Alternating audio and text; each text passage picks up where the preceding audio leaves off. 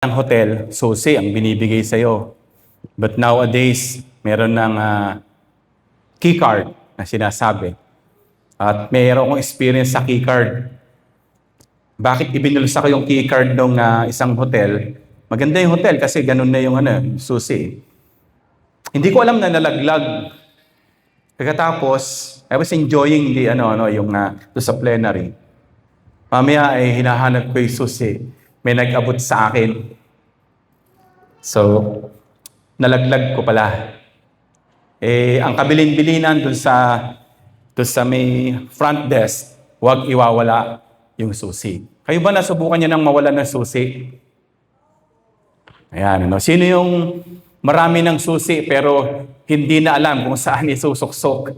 Ayan, pareho kami ni Teacher Juvie. Dito ko yung lalagyan ko ng susi, napakarami na. Pero pagka babalikan ko, saan nga bang susi ito? Awanin, wala nang paglalagyan yung susi.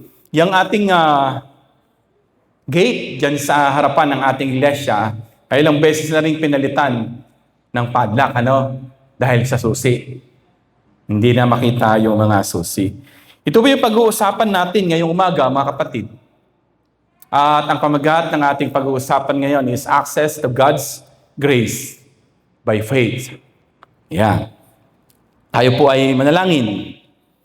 Dakila at mapagpalang Diyos, maraming salamat, Panginoon, sa buhay, Panginoon, na may access sa iyo, aming Ama sa langit. Salamat po sa sakripisyo ng aming Panginoon sa Kristo.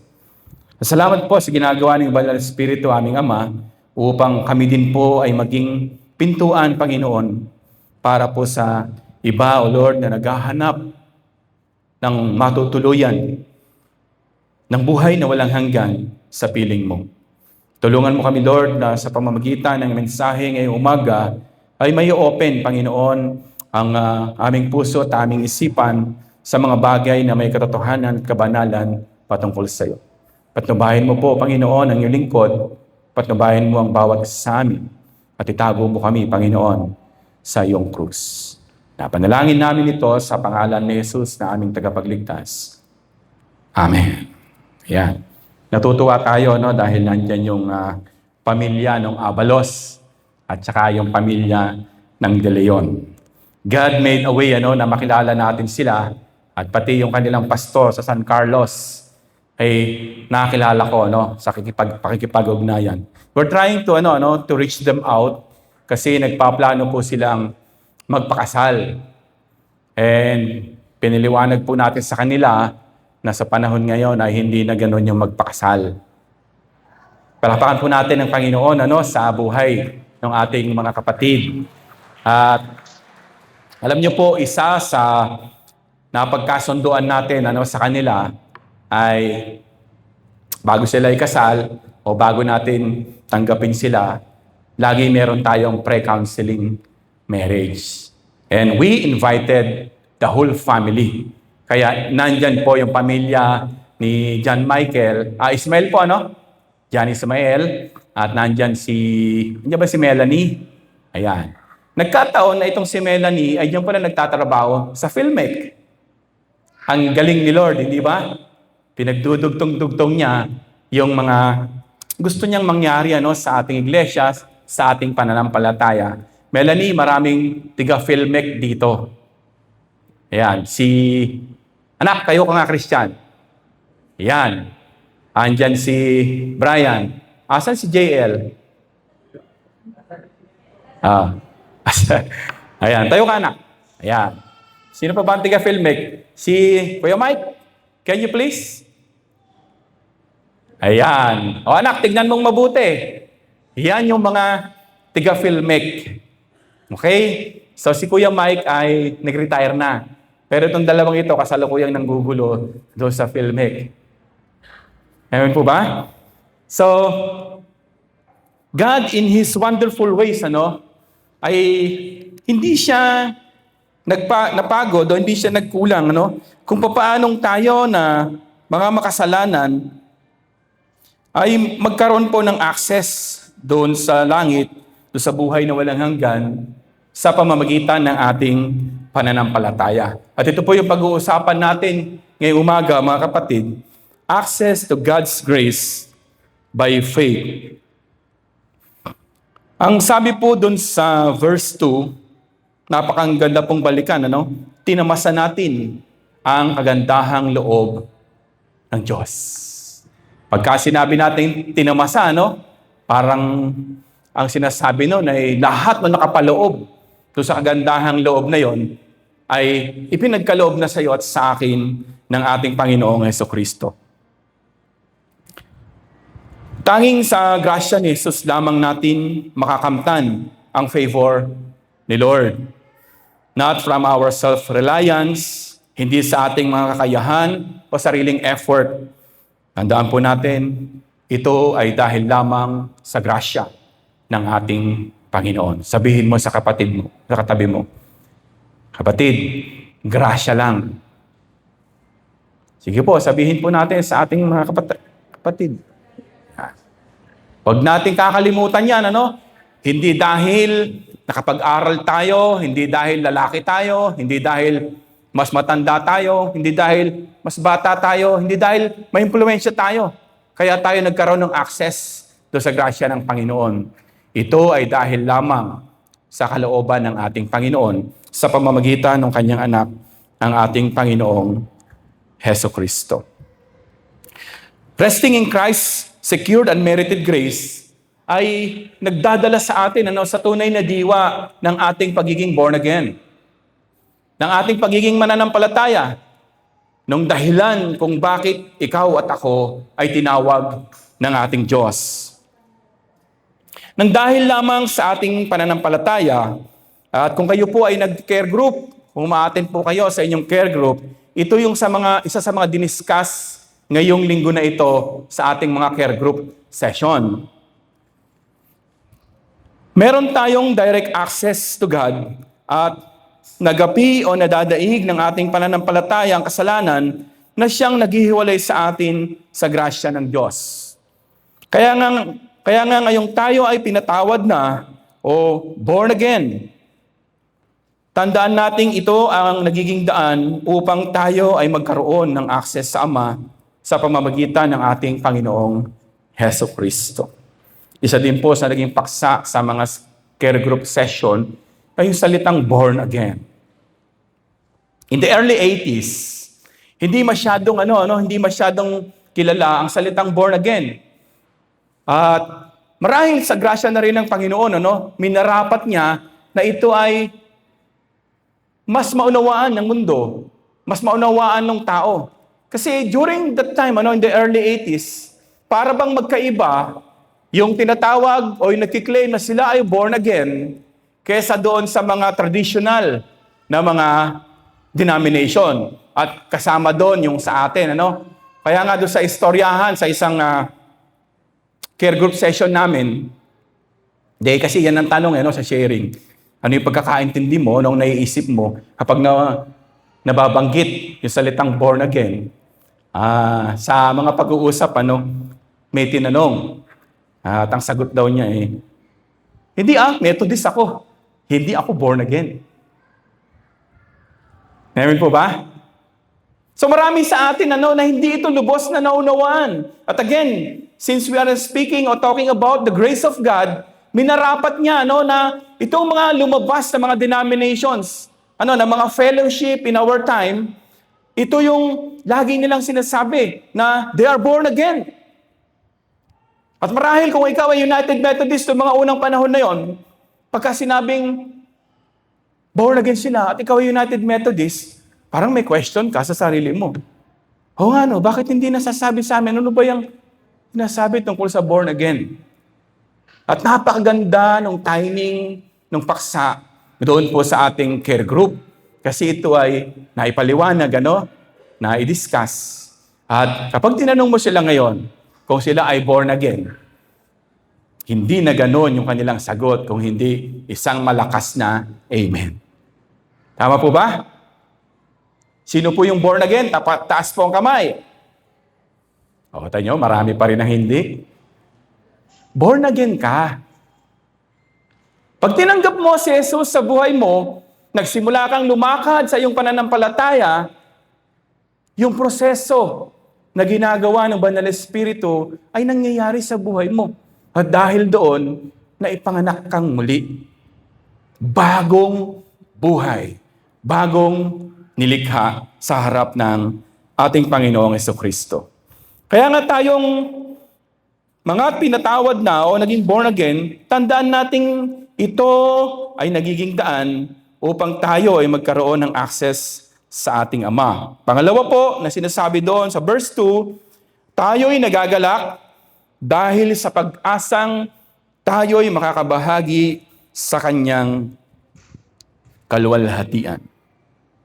Kung hindi natin naintindihan na tayo ay born again, hindi rin natin maunawaan na tayo pala ay nakikipahagi. God shares the glory sa bawat isa sa atin. Kaya, napaka-importante na nauunawaan po natin yung ating tindig sa harap ng ating Panginoon. Dahil kung hindi po, katulad din tayo ng marami na tinatangay na lang ng mundong ito. Amen po ba? At kaya nga po palagi namin ipinapaalala sa bawat isa na napakahalaga na tayo ay kabilang doon sa mga maliliit na simbahan dito sa ating iglesia. O yung ating tinatawag ng care group. The church, as you notice, has become more intentional patungkol po sa bagay na ito. And if we're missing our care group session, marami po ang nawawala sa atin, lalo na sa ating pananampalataya. Ipinapaalala sa atin na ang Kwaresma ay panahon na mag-focus tayo sa tunay na layon ng ating pag-asang dala ni Jesucristo, ang maging bahagi ng kaluwalhatian niya. One of His promise is kahit nandito ka pa sa lupa, we can share His glory sa bawat isa sa atin. At kung hindi mo naintindihan o hindi mo alam sa sarili mo na ikaw ay born again na nga, you miss this opportunity. Kaya po huwag kayo liliban sa ating mga gawain na sa inyo palagi na nandun kayo. Natutuwa po tayo kapag schedule ng care group o schedule ng pagsamba o kahit prayer meeting, marami ang tumutugon, marami ang nagpupunta. Nagpapatunay po yon na marami ang nagpapahalaga sa kanilang pagkatawag. At hindi tayo napapagod na ipanalangin ang bawat isa. Sapagkat alam namin na kapag kami ay nagtitiis, kapag tayo ay natututong magtiis, nagbubunga ito ng pagtsatsaga, bubunga ng magandang pagkatao, at sabi nga doon, tumataas yung ating pag-asa sa ating Panginoong Jesucristo. Pangalawa po, sabi po doon, yun nga, tayo nagagalak dahil sa pag-asang tayo'y makakabahagi sa Kanyang kaluwalhatian. The Lenten reorients our focus on suffering. Na di lang ito pagdurusa o pain, kundi isang paraan upang matutunan natin kung paano ang magtiis. Sapagkat naniniwala tayo na nagbubunga ang ating pagtitiis ang pagtsatsaga. Nagre-resulta ito ng pagiging mabuting tao natin at yung pag-asa natin sa pangako ng Diyos na buhay na walang hanggan ay hindi nawawala. Minsan po kasi pagka sinabing suffering, marami ay hindi nauunawaan. At kung tayo ang masusunod, ayaw natin ng problema. Ayaw natin ng sakit ng ulo. Ayaw natin na meron tayong dinaramdam. Amen po ba? Amen po ba? So, sino sa inyo ang may suffering? O siguro, babalik na rin ko yung tanong. Sino sa inyo ang wala ng suffering? Taas po ang kamay. See, each one of us ay merong kanya-kanyang suffering. At kung minsan mananalangin tayo na, sana Lord, wala na akong problema. Sana Lord, wala na akong karamdaman. Sana Lord, itong anak ko na ito tumino na. At marami pa tayong sana sa ating panalangin. Ngayong umaga ay pinapalalahanan tayo ng Panginoon na yung pain, yung pagsubok, na nararanasan natin sa kasalukuyan nating buhay ay isa sa mga maiinam na kaparaanan ng ating Ama sa Langit upang matutunan natin kung paanong magtiyaga at magtiis patungkol sa bagay na ito. Sapagkat even in our pain and sufferings, nandun pa rin yung masaganang grasya ng ating Panginoong Jesucristo. Tingnan niyo po, balikan niyo yung buhay niyo mga kapatid. Sa dami ng pinagdaanan yung pain, kung yan ang tawag mo dyan, suffering, kung yan ang tawag mo dyan, iniwan ka ba ng Panginoon? Hello? Iniwan ba kayo ng Panginoon? Sa gitna ng mga suffering, pagdurusan na yon, hindi ba kahit na lumuluha ka, kahit na lumuluhod ka, kahit na kung ano-ano na ang sinisigaw mo sa Panginoon, after your prayer, dahil naandun pa rin yung pag-asa mo sa Kanya, you will continue to praise Him, to look for Him, to find His answers doon sa mga nakapaligid sa atin. Kaya nga doon sa ating binasa kanina, ibinuhos. Ibinuhos niya yung grasya. Ibig sabihin, lahat ng kailangan mo, pinagkaloob na ng Panginoon mo. Pangatlo po, doon sa verse 3 and 4, may galak kahit may dalahin. Parang mahirap yata yan na pastor. Karami ko na ngang iniisip. Ini-expect mo pa ba akong nagagalak? Nagtangking launay nung ulo ng aking mga anak. Ang expectation pa ba sa akin ay meron akong kagalakan sa kanila? Ang sinasabi sa atin ng Pablo sa Roma ay kahit na meron kang dalahin, kahit na meron kang pinagdaraanan, makakatagpo ka pa rin ng kagalakan sa lahat ng ito. We can rejoice even during hardships, sapagkat batid nating ito ay isang proseso na humuhubog sa ating pagkatao. Our hope is secure because it is rooted in God's love, not with our own strength. Ito ay pag-ibig ng Diyos na ibinuhos na sa ating mga puso. I like the analogy na ibinuhos. Pag tayo ay may isang timbang tubig, puno, at sinabi sa iyo na, ibuhos mo. Hindi ba usually wala tayong itinitira sa loob ng sisidlan? Tama po ba? If you're going to analyze further, yung pag-ibig ng Diyos na binigay niya sa iyo at sa akin, it sustains us, even in our grief, even in our suffering. Kaya nga, makakahanap ka pa rin ng kagalakan, kaya mo pa rin mag-rejoice, kahit na ikaw ay may karamdaman, kahit na ikaw ay may pinagdadaanan. Kahit na ang tagal-tagal mo nang nananalangin, ay tila ba walang sagot ang Diyos sa mga tanong mo. Ngayong umaga, ang sinasabi niya sa iyo ay, manatili ka lamang. Because in your pain, in your suffering, ay merong tumutubong magandang bagay sa iyong buhay, lalo na sa relasyon mo sa iyong Panginoon. Ano po yun? Sinasabi po doon sa mga bersikulo na yon. Natututo tayong magtiis, at sa pagtitiis, nagbubunga ito ng ating pananampalataya. Yung ating pananampalataya ay nagbubunga ng pagkatao, ng mabuting pagkatao. At dahil sa lahat ng ito, hindi nawawala yung pag-asa natin na kahit na may suffering, meron pa ring rejoicing. Otherwise, hindi ka nag-decide ngayong umaga na magtungo dito to celebrate God's goodness. Amen po ba? Pwede bang palakpakan natin si Lord, Dahil kung hindi natin lubos na naunawaan na nasa atin na rin pala lahat nung biyaya niya na kailangan natin upang mapagtagumpayan natin ang mga pagtitiis na ito. Ang sabi doon sa ating binasa ay, ibinuhos na niya. Kinumpleto na niya. All you have to do is from just the simple faith na sinimulan sa iyo ng Panginoon, magpapatuloy ka lamang.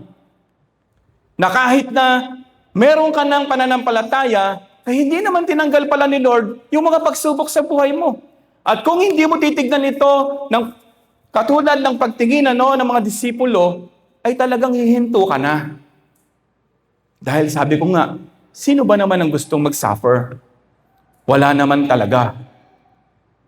We persevere, we embrace the pain, simply because yung tinanggap natin na kaligtasan at yung sinimulang pananampalataya sa ating Panginoon, ay nagpapatuloy maging sa kasalukuyan. Lent is an opportunity to embrace the grace in which we stand. Yung grasya ng Panginoon na ipinaranas niya sa atin, yung ibinuhos niya sa ating biyaya, yung kanyang pagmamahal. Amen po ba? Ito sana, ngayong Lenten season, as we celebrate this season of Lent, ito sana yung palutuloy nating maalala, mga kapatid. Na dahil sa grasya ng Panginoon, nakapagpapatuloy tayong manampalataya at umasa na hindi tayo iiwan ng ating Panginoong Hesukristo. Kung ngayon ay may pinagdaraanan ka, ang mensahe na ito ay para sa iyo.